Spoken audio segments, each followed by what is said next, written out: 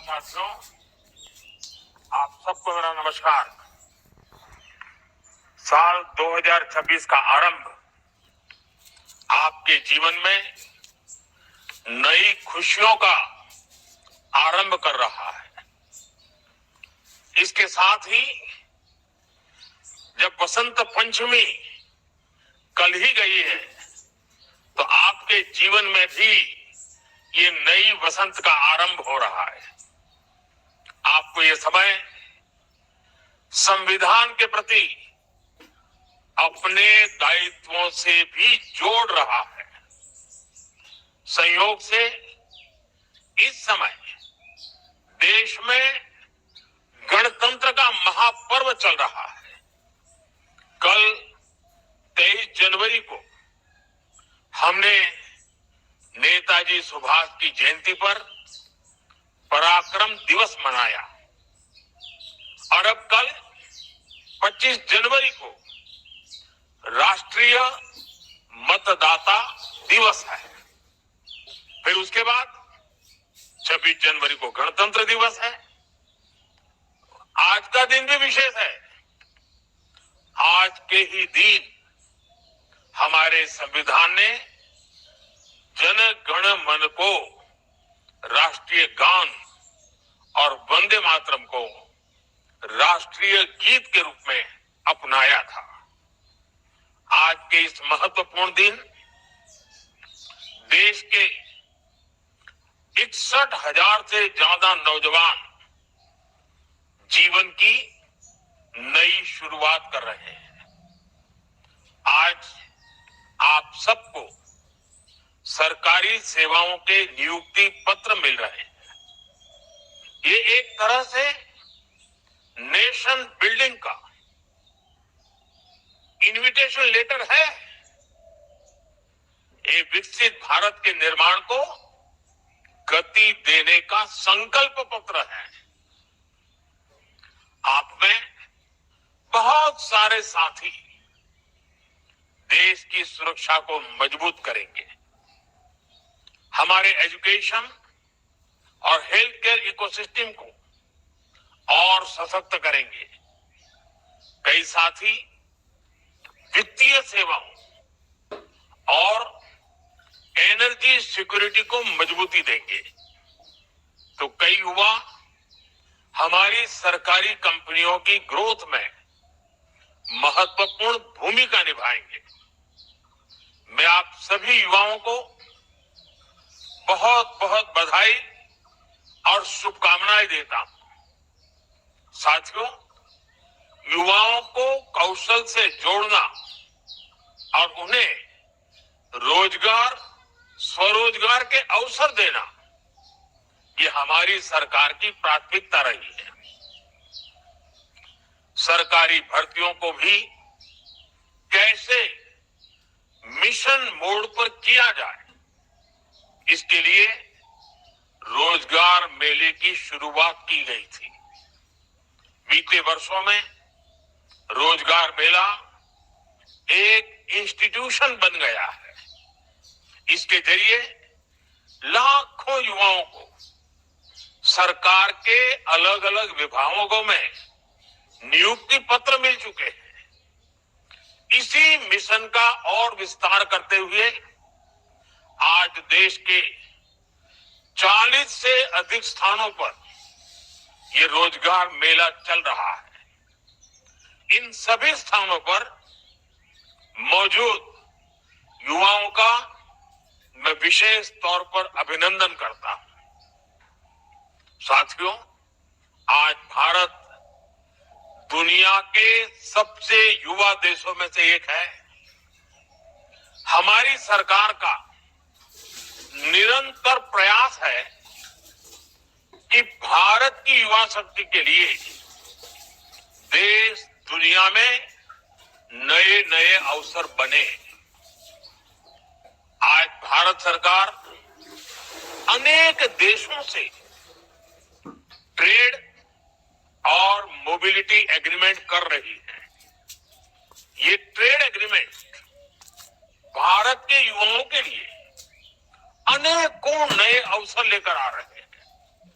साथियों, साथियों, बीते समय में भारत ने आधुनिक इंफ्रास्ट्रक्चर के लिए अभूतपूर्व निवेश किया है। इससे कंस्ट्रक्शन से जुड़े हर सेक्टर में रोजगार बहुत बड़े हैं।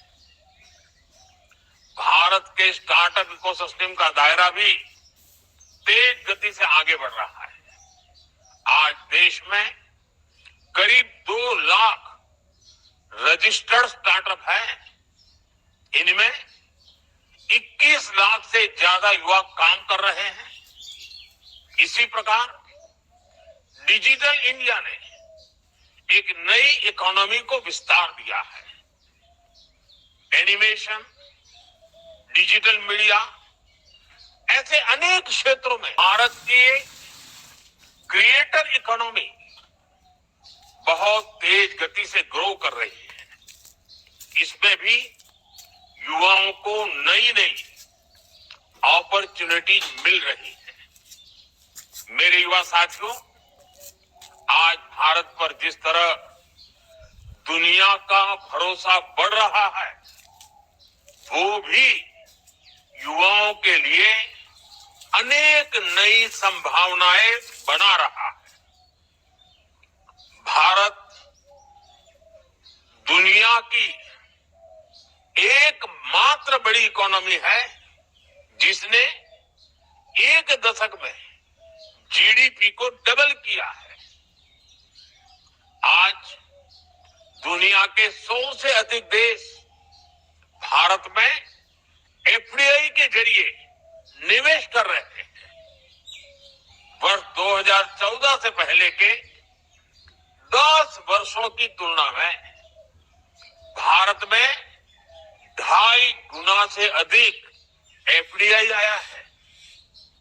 और ज्यादा विदेशी निवेश का अर्थ है भारत के युवाओं के लिए रोजगार के अनगिनत अवसर।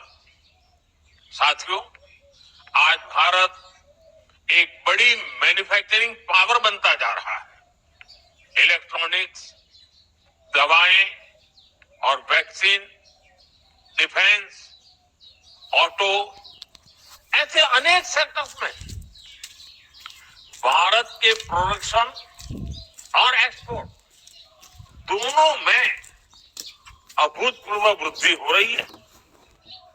2014 के बाद से भारत की इलेक्ट्रॉनिक्स मैन्युफैक्चरिंग में 6 गुना वृद्धि हुई है। 6 गुना।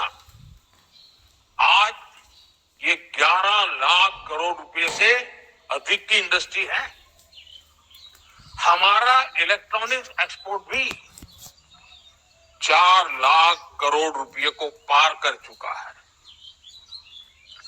भारत की ऑटो इंडस्ट्री भी सबसे तेजी से ग्रो करने वाले सेक्टर्स में से एक बन गई है। वर्ष 2025 में 2 व्हीलर की बिक्री 2 करोड़ के पार पहुंच चुकी है। ये दिखाता है कि देश के लोगों की खरीद शक्ति बढ़ी है। इनकम टैक्स और जीएसटी कम होने से उन्हें अनेक लाभ हुए हैं। ऐसे अनेक उदाहरण हैं जो बताते हैं कि देश में बड़ी संख्या में रोजगार का निर्माण हो रहा है। साथियों, आज के इस आयोजन में 8,000 से ज्यादा बेटियों को भी नियुक्ति पत्र मिले हैं। बीते 11 वर्षों में देश की वर्कफोर्स में विमेन पार्टिसिपेशन में करीब 2 गुनी बढ़ोतरी हुई है। सरकार की मुद्रा और स्टार्टअप इंडिया जैसी योजनाओं का बहुत बड़ा फायदा हमारी बेटियों को हुआ है। महिला स्वरोजगार की दर में करीब 15% की बढ़ोतरी हुई है। अगर मैं स्टार्टअप और एमएसएमई की बात करूं तो आज बहुत बड़ी संख्या में विमेन डायरेक्टर, विमेन फाउंडर्स हैं। हमारा जो कोऑपरेटिव सेक्टर है, जो हमारे सेल्फ हेल्प ग्रुप्स गांवों में काम कर रहे हैं, उनमें बहुत बड़ी संख्या में महिलाएं नेतृत्व रिफॉर्म एक्सप्रेस पर चल पड़ा है। इसका उद्देश्य देश में जीवन और कारोबार दोनों को आसान बनाने का है। जीएसटी में नेक्स्ट जनरेशन रिफॉर्म्स का सभी को फायदा हुआ है। इससे हमारे युवा एंटरप्रेन्योर्स को लाभ हो रहा है, हमारे एमएसएमईज को फायदा हो रहा है। हाल में देश ने ऐतिहासिक लेबर रिफॉर्म्स लागू किए हैं। इससे श्रमिकों, कर्मचारियों और बिजनेस सबको फायदा होगा। नए लेबर कोड्स ने श्रमिकों के लिए, कर्मचारियों के लिए सामाजिक सुरक्षा का दायरा और सशक्त किया है। साथियों, आज जब रिफॉर्म एक्सप्रेस की चर्चा तक हर तरफ हो रही है, तो मैं आपको भी इसी विषय में एक काम सौंपना चाहता हूं। आप याद कीजिए, बीते 5-7 साल में कब कब आपका सरकार से किसी न किसी रूप में संपर्क हुआ है। कहीं किसी सरकारी दफ्तर में काम पड़ा हो, किसी और माध्यम से संवाद हुआ हो और आपको इसमें परेशानी हुई हो, कुछ कमी महसूस हुई हो, आपको कुछ न कुछ खटका हो। जरा ऐसी बातों को याद करिए।